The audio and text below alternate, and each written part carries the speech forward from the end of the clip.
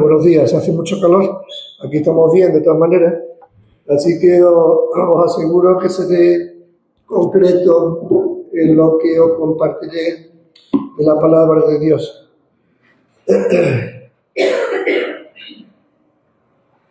Tres pasos para mantener tu experiencia de salvación viva. Tres pasos para mantener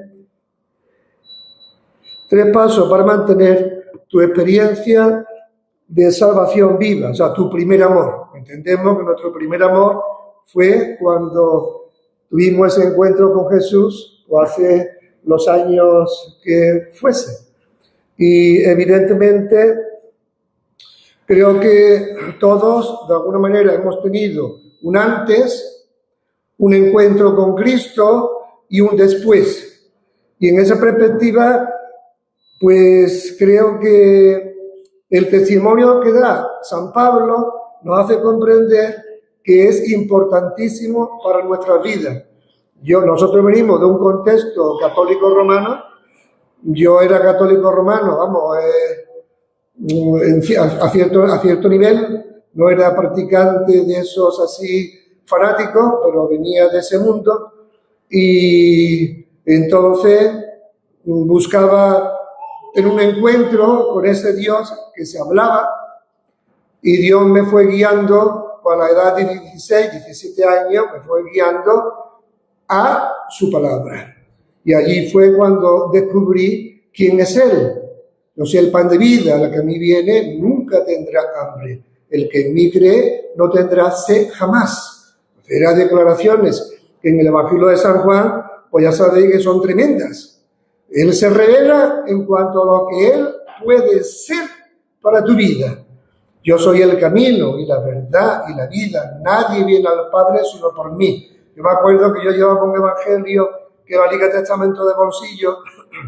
Tenía con una tapa así de color con florecitas, y entonces se lo llevaba yo en mi bolsillo, y en todo sitio iba leyendo, y en las oportunidades que tenía, pues iba hablando de quién es Él y lo que Él puede significar para tu vida, y puede satisfacer lo más profundo que haya en ti. Fijaros el versículo que dice, yo soy la luz del mundo.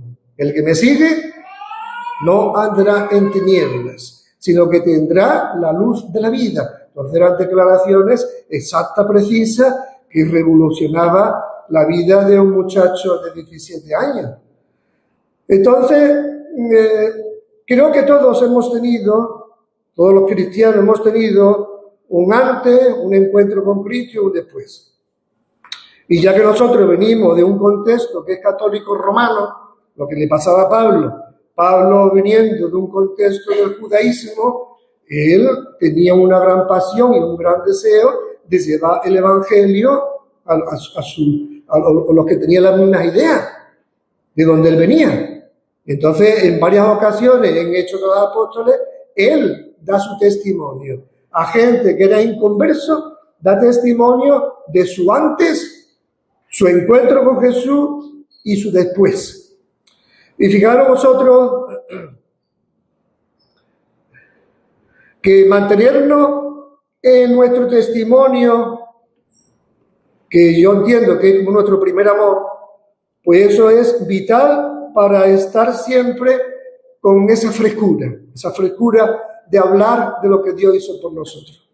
Antes no veíamos, y llegó un día que veíamos, y entonces eso es algo revolucionario. Entonces, en ese sentido, la vida de Pablo, observamos que él hace lo mismo. Fijaros, la vida de Pablo antes de conocer a Cristo. En Gálatas 1:13 dice, porque ya habéis oído acerca de mi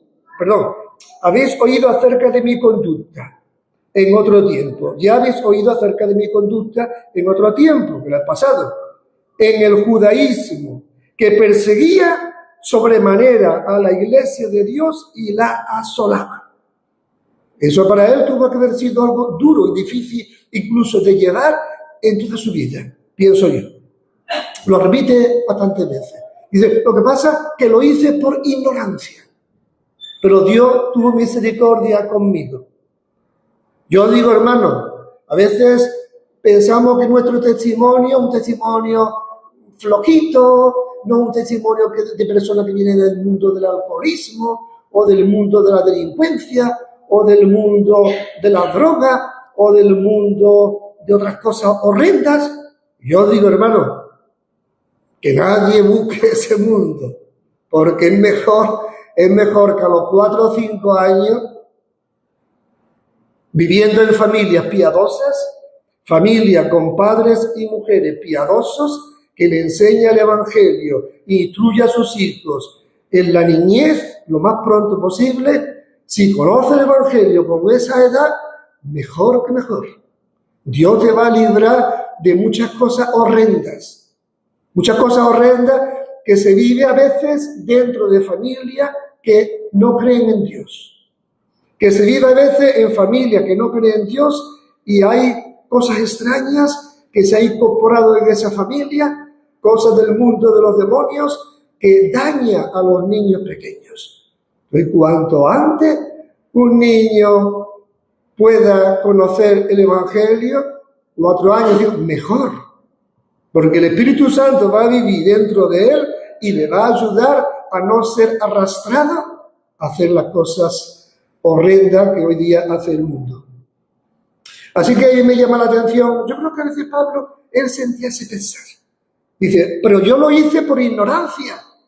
Pero en el fondo, no sé si Pablo estuviera aquí, le diríamos, Pablo, a ti te hubiera gustado, tú di la verdad, te hubiera gustado no haber sido perseguidor de los cristianos, haberlos llevado a la muerte, haberlos llevado a maldecir.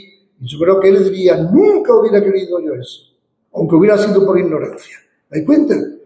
Entonces, los testimonios de personas que conocen el Evangelio con 4 y 5 años, mejor. Y que venga de padre y madre piadosa, mejor. Timoteo, desde la niñez, su abuela, su madre, le enseñó la palabra. Samuel, desde que era pequeño, Ana, le enseñó la palabra, entendemos. Y así, un José en la Biblia, que él estando solo con los jovencitos que era en Egipto, él dijo, no, yo no voy a pecar contra Dios, ni voy a pecar. Entonces, eso son cosas tremendas, son oro vivo, oro que no tiene precio.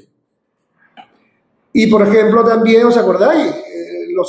Daniel y sus amigos eran jovencitos y dijeron, no, nosotros no nos vamos. No penséis que ellos decidieron eso así porque sí.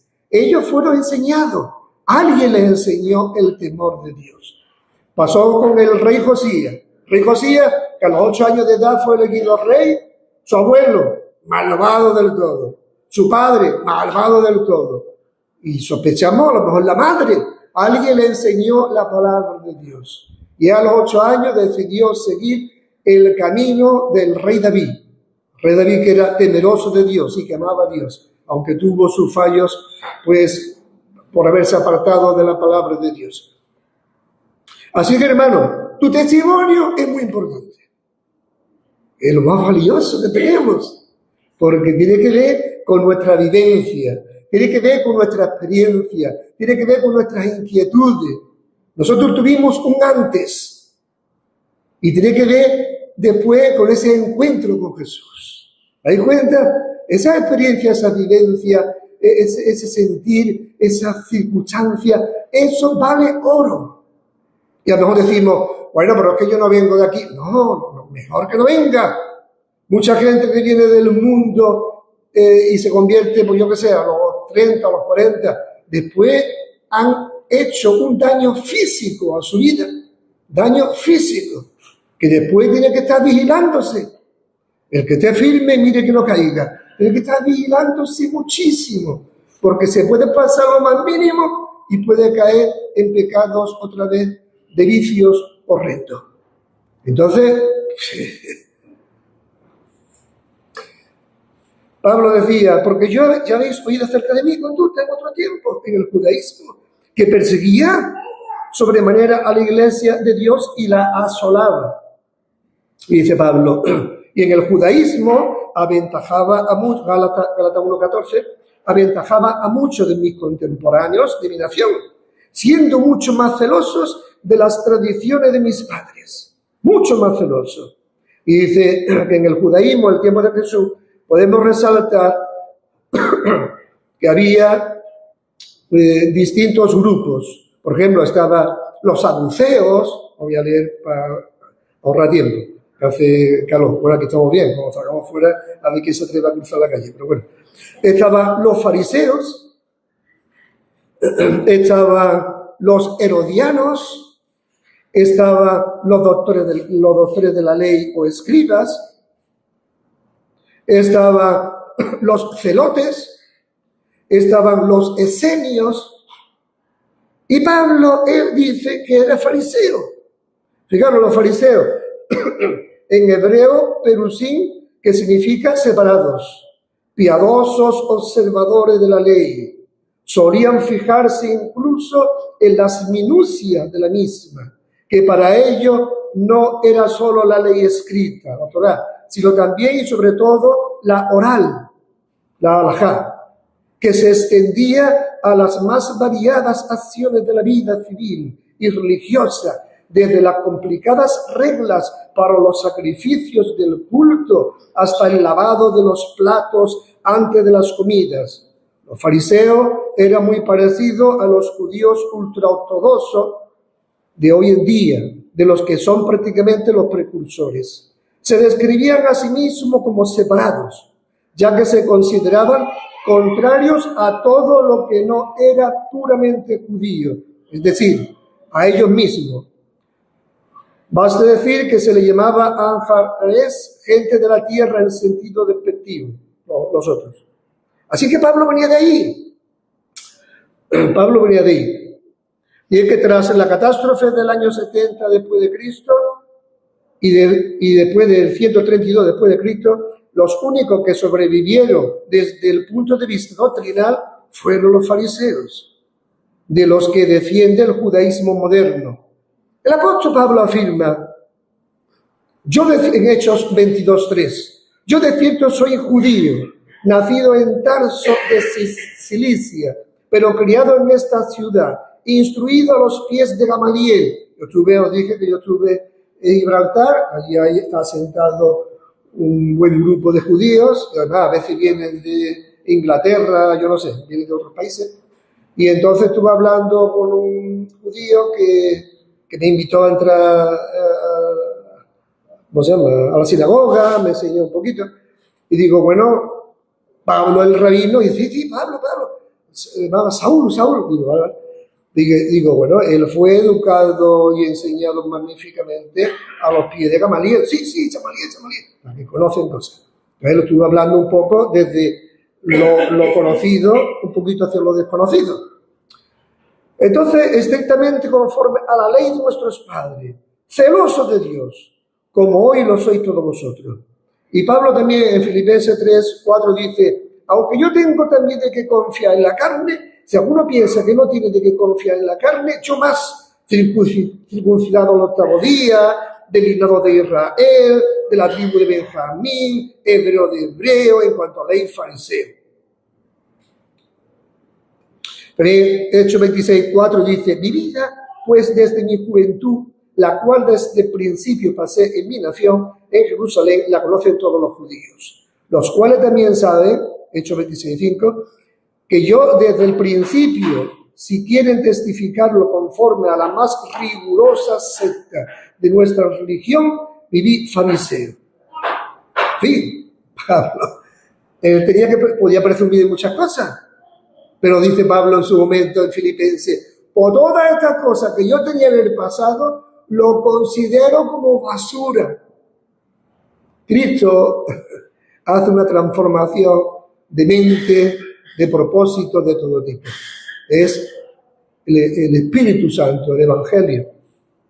Yo me acuerdo cuando yo buscaba a Dios, con 16 años, bueno, con 14, iba a la Iglesia Católica, leía, como ya os dije en otras ocasiones, leía un poquito del Evangelio, la boda de Caná, etc. Y eso a mí ardía mi corazón, porque después ya eran todo ceremonias, rituales, y la verdad que no me atraía en ese aspecto, ¿no? pero seguía buscando. Yo quería encontrar y conocer a ese Dios. Si ese Dios existe, yo lo quiero conocer.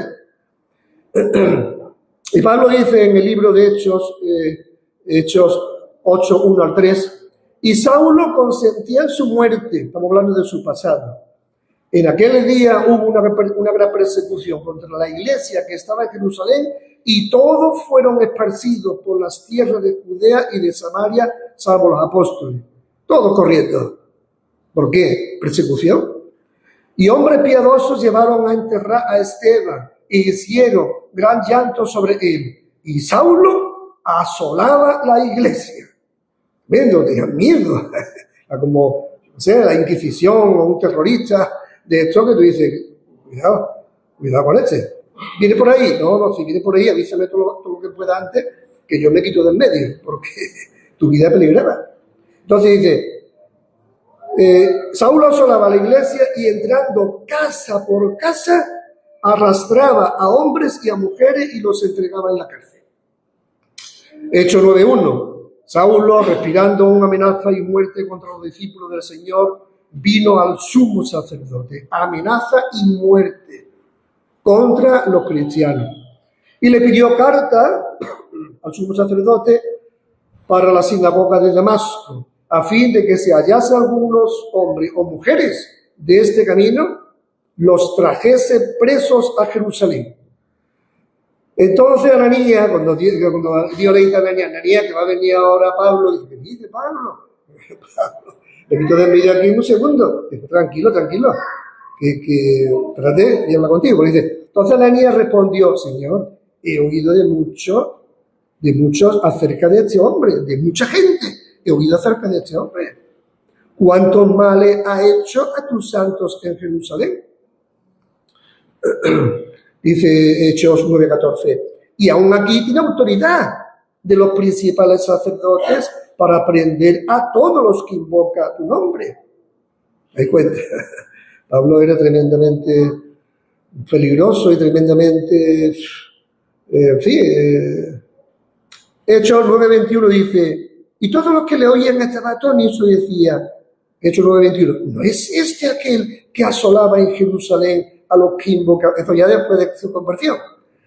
Asolaba este hombre y a eso vino acá para llevarlos presos ante los principales sacerdotes. Dice que en Hechos 9:26, eso era un poquito ya después, ¿no?, de la conversión, pero pensando el temor que tenía sobre San Pablo. Hechos 9:26, cuando llegó a Jerusalén trataba de juntarse con los discípulos, pero todos le tenían miedo. Todos le tenían miedo. No creyendo que fuese realmente discípulo. Esto es lo que hace que se va a disfrazar, se quiere meter entre nosotros y nos va a meter en la cárcel, nos va a matar. O sea, que era una circunstancia tremenda. Que yo creo que Pablo no le hubiera gustado de haber vivido esa experiencia. Por eso que cuando dice la Biblia en Deuteronomio, enseña a tus hijos en tu casa, enséñale la palabra de Dios, en tu casa, al levantarte, al acostarte, en el camino, al levantarte, al dormir, enseña la palabra de Dios. Porque eso es la mejor siembra que tú puedas hacer en tus hijos y el mayor regalo que tú le puedas hacer a tus hijos. Que puedan conocer al Mesías, a Jesús, al Señor, lo puedan conocer en la niñez. Ese es el mejor regalo que tú le puedes hacer a tus hijos. Y tus hijos no son tuyos. Pues dice la Biblia que herencia de Jehová son los hijos. Que lo que hacemos es cuidarlos. Y hacéis bien todos los días, aunque sea 10 minutitos, 1 minutito, 5, lo que sea, orar al Señor. Leer un versículo, orar con él, orar al Señor. Y eso lo va viendo ellos lo antes posible. Nosotros poníamos, no me pongo como ejemplo, porque yo no soy ejemplo, que no voy con esa intención. Y entonces nosotros, cuando ya Jonathan nació y con David, pues nosotros, Jonathan estaba allí en su sillita, David 2 años más que Jonathan, y nosotros nos poníamos a leer la Biblia, a orar. Oye, son 5 minutos, no importa. Todos los días los niños son esponjas. Es maravilloso. Los mayores ya no nos enteramos bien de las cosas, no en el sentido real, sino que estamos con la mente un poco más glorioso de esponja. Estuve enseñando el Padre Nuestro a niños que son más pequeños, de 3 años. Primer día, Padre Nuestro que está en los cielos, y ellos van repitiendo, Padre Nuestro que está en los cielos, porque Jesús dice que nosotros debemos de orar así. Claro, no oramos pensando que si hacemos repeticiones vamos a recibir algo, sino oramos pensando lo que estamos diciendo. El Padre Nuestro que está en los cielos, y los conocía a trocitos, como ya os he dicho en otro momento.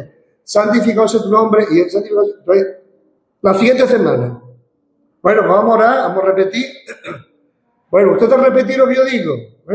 Así no hablan, porque no articulan bien, están en una edad de 3 años, o menos de 3 años, y tienes tú que captar qué está diciendo. Pero bueno, nos enteramos. Llega un momento que ya, aunque no articulan bien, a veces y llega un momento que dice, ¿cómo será que los entiendo? Bueno, y entonces resulta que, vamos ahora, ustedes repetí, ¿no? Dice, Padre nuestro, y ya están solos, Padre nuestro que está en los cielos, santificado.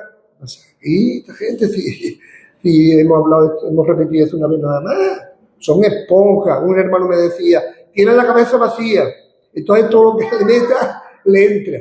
Digo, por cuanto antes le metamos a la palabra de Dios, que la palabra de Dios es buena y es lo mejor del mundo, alimento por nuestra alma, nuestro espíritu, mejor. ¿Me dais cuenta? O sea que el mejor regalo que le podemos hacer a nuestros hijos, claro, a lo mejor algunos padres dicen, pues mis hijos han recibido el Evangelio de pequeño y no han respondido. ¿Te preocupes? Bueno, nos preocupamos. No nos preocupemos, no, yo me preocuparía un montón.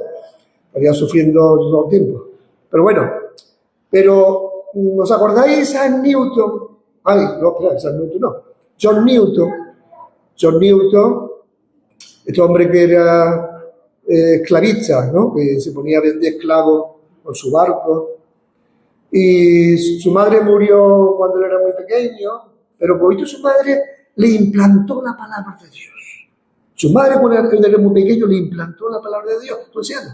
Y resulta que en un momento determinado, que él era un malvado, era un salvaje, transportando los hombres de color por distintas partes, vendiéndolo. Esa historia que hemos visto en la tele muchas veces. Y el momento que el barco iba a hundirse, él se puso de rodillas y se convirtió. Se convirtió en un momento puntual. O sea que los padres que tenemos hijos que todavía no han respondido como pensamos nosotros, no perdamos la esperanza. Oremos por ellos y pensemos que la palabra implantada Dios en algún momento los puede hacer reaccionar. Porque él estaba perdido. Él escribe esa canción que dice Sublime Gracia. ¿Hay una canción que se conoce en todo el mundo y se ha traducido yo que sé cuántos idiomas? Y este hombre, después de que tuvo esa experiencia con Jesús, después se dedicó al pastorado. Un antes horrible, un encuentro con la luz y después un después en el camino mejor encontrado de la vida. Así que entonces dice que en Timoteo 1.3, hablando del pasado de Pablo, dice, habiendo yo sido antes blasfemo, perseguidor e injuriador, mas fui recibido en misericordia porque lo hice por ignorancia en incredulidad. Ahora vemos en la parte de Pablo el encuentro con el Mesías. El encuentro, hay un antes, hay un encuentro con el Mesías después. Después en nuestra vida cotidiana, a lo mejor hay niños que se convierten a los 5 años y dicen, yo no me acuerdo del antes, no te preocupes. Va a haber momentos en la vida donde habrá también parte.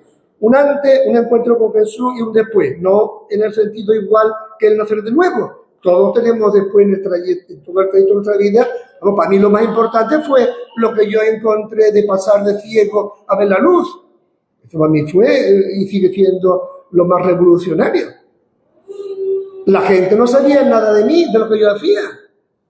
Pero sin yo todavía conocer la Biblia, el Espíritu me iluminaba la mente, me decía, no, esto que estás haciendo está mal. Cambia. Y Y yo no me lo decía la Biblia, me lo decía el Espíritu, porque el Espíritu ilumina nuestra mente, es su luz. Aquello que está haciendo por allí no cambia. Y entonces yo empecé a cambiar. Pero me lo decía el Espíritu. Entonces, en ese sentido, Pablo tuvo su encuentro con el Mesías, el Cristo, el Señor Jesús. Fijaros en Gálatas 1:15 dice: pero cuando agradó a Dios, que me apartó desde el vientre de mi madre y me llamó por su gracia, revelar a su Hijo en mí, para que yo le predicase entre los gentiles, no consulté enseguida con carne y sangre. Dice 9:3. Haciendo por el camino, aconteció que al llegar cerca de Damasco, repentinamente le rodeó un resplandor de luz del cielo. Hechos 9:4. Y cayendo en tierra, oyó una voz que le decía: Saulo, Saulo, ¿por qué me persigues? Él dijo: ¿quién eres, Señor? Y le dijo: yo soy Jesús, a quien tú persigues. Dura cosa te es dar coces contra el aguijón. Ese fue su encuentro con el Mesías, su encuentro. Él le llamó Señor. Y dice, él temblando y temeroso, Hechos 9:6, dijo: Señor, ¿qué quiere que yo haga? Se convirtió de golpe. Cada persona es diferente. Tuvo ese encuentro y no empezó a decir: bueno, es que el sumo sacerdote, bueno, es que yo lo hacía esto porque el sumo sacerdote decía que ustedes sois unos blasfemos y unos mentirosos y sois todo. No, él dice: no. Es posible que a veces pensaría: ¿será verdad que yo persigo a esos cristianos, que los maltrato, que le hacían con torturas y parecía que eran personas de otro lugar del mundo? Eran judíos, que seguramente que él se pensaría en algún momento: aquí hay cosas que son reales. ¿Cómo puede ser que un judío le torture, le haga lo que sea y no cambia y se mantiene firme? ¿Qué pasa con esta gente? Y entonces él dijo: ¿quién eres, Señor? Dijo: yo soy Jesús que tú persigues. Dura cosa te da cosa contra el aguijón. Él, temblando y temeroso, dijo: Señor, ¿qué quieres que yo haga? Y el Señor le dijo: levántate y entra en la ciudad y se te dirá lo que debes hacer. Y los hombres que iban con Saulo se pararon atónitos, oyendo la verdad a voz, mas sin ver a nadie. Entonces Saulo se levantó de tierra, abriendo los ojos, no veía a nadie, antes era ciego, y después Ananías hace que vea, ahora veo. Dice, y viendo los ojos no veía a nadie, así que llevándole por la mano le metieron en Damasco. Pablo relata su conversión, dando testimonio a gente que no creía, en Hechos 22, en Hechos 26.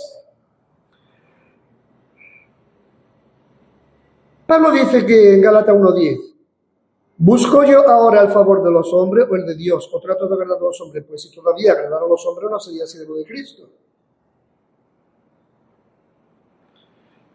Después de su conversión, él empezó a comprender el Evangelio. ¿El Evangelio de quién lo recibió? De Pablo, directamente de Jesús.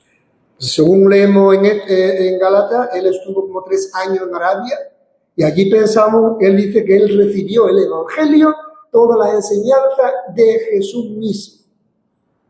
Qué maravilla, ¿no? Gálatas 1:11 dice, hay otro sería tercer punto, después de su conversión. Gálatas 1:11 dice, mas os hago saber, hermano, que el Evangelio anunciado por mí no es según hombre. Gálatas 1:12, pues yo ni lo recibí ni lo aprendí de hombre alguno, sino por revelación de Jesucristo. ¿Dais cuenta? Gálatas 1:15, cuando agradó a Dios que me apartó desde su vientre de mi madre, me llamó su gracia, revelar a su Hijo en mí, para que yo le predicase entre los gentiles, no consulté enseguida con carne y sangre.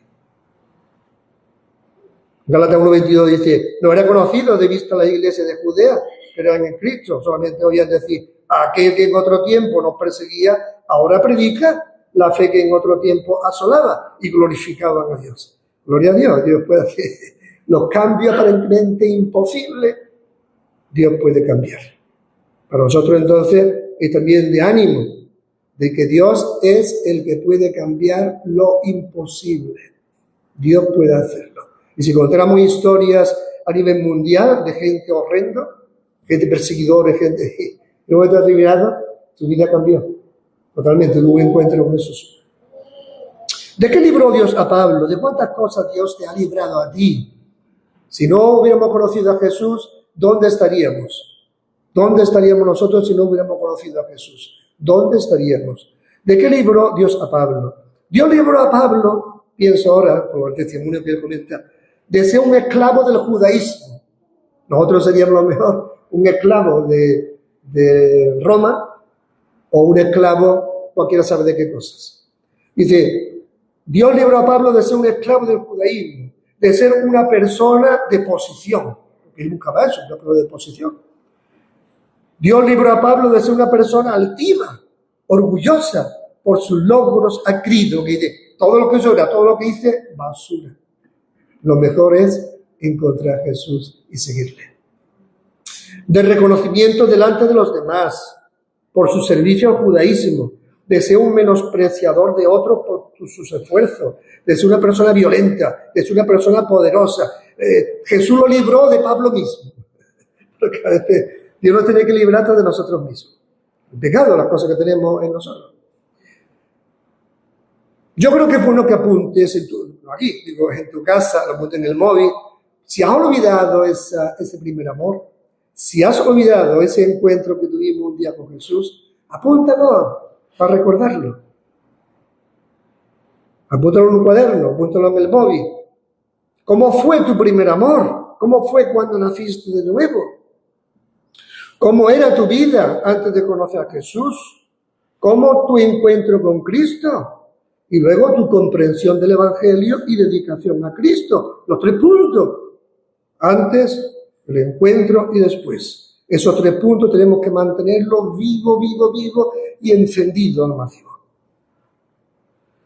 Tener presente estos 3 puntos te mantendrá con un testimonio poderoso hacia los demás. Y más en este mundo romano, principalmente.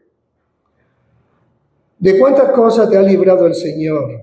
¿Cuántas cosas te ha perdonado y te sigue limpiando? ¿Dónde estaríamos si no hubiéramos sido recibidos misericordia? De una religión de esclavitud como el catolicismo romano, de no tener criterio y valores cristianos para decidir, de estar esclavizado a distintos vicios. Así, hermanos, mantengámonos vivos. Sigamos dando testimonio, no olvidando nuestro primer amor, tu vida antes de recibir a Jesús, nuestro encuentro con Jesús y tu seguimiento a Jesús. Antes estaba ciego y ahora veo. Antes estaba perdido, ahora estoy encaminado al cielo. Antes tenía hambre y ahora satisfecho. Que el Señor bendiga su palabra.